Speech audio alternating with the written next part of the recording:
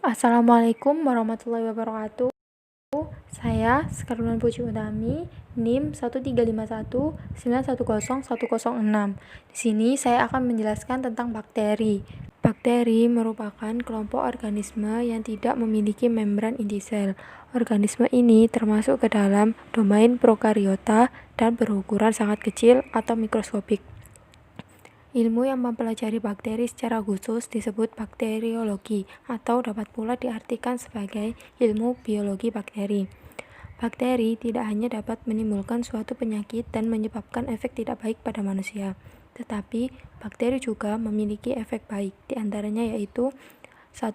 Pada sektor pertanian, bakteri dapat digunakan sebagai pupuk.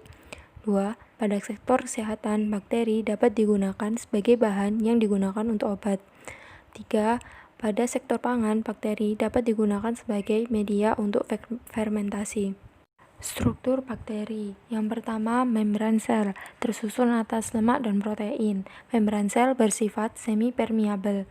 Membran sel berfungsi untuk mengatur keluar masuknya zat ke dalam sel. Yang kedua, sitoplasma, yaitu tempat berlangsungnya reaksi metabolit.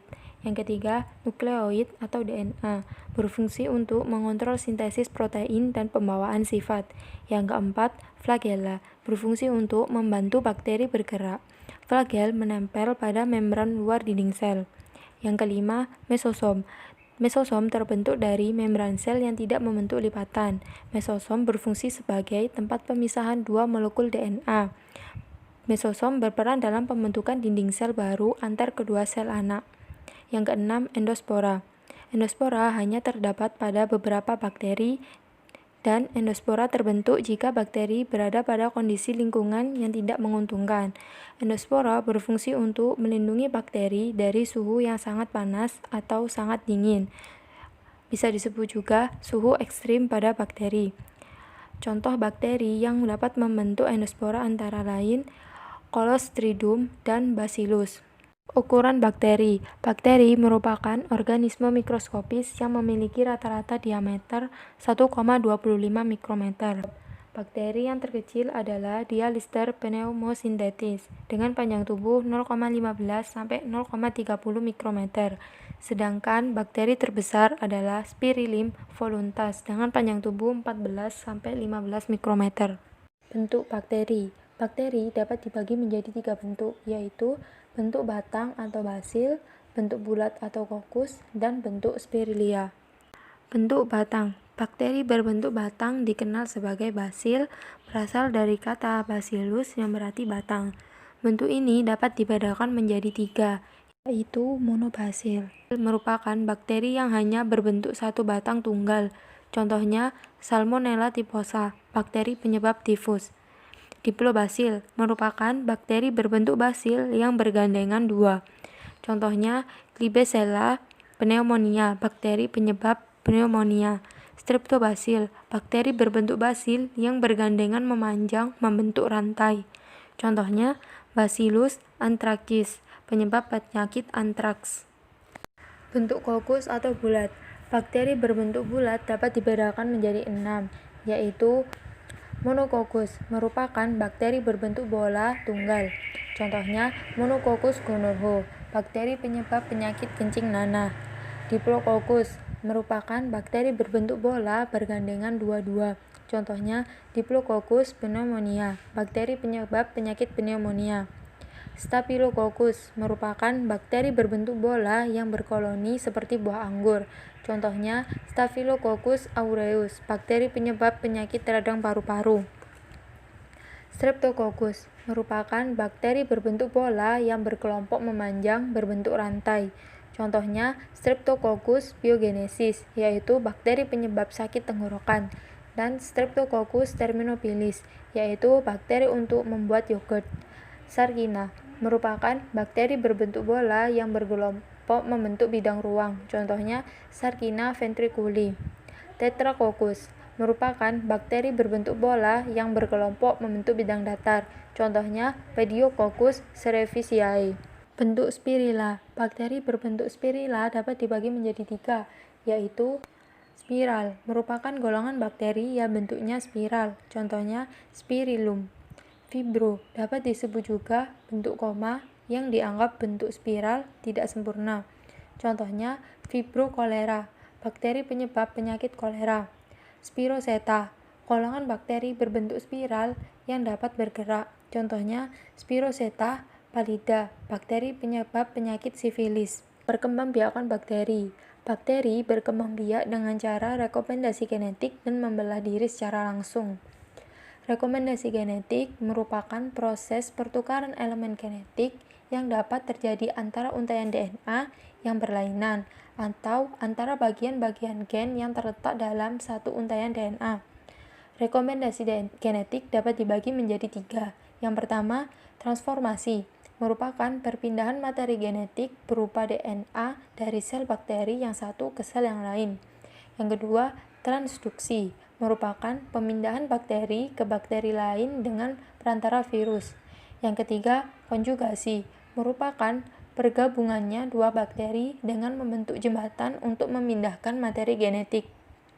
Pembelahan diri secara biner.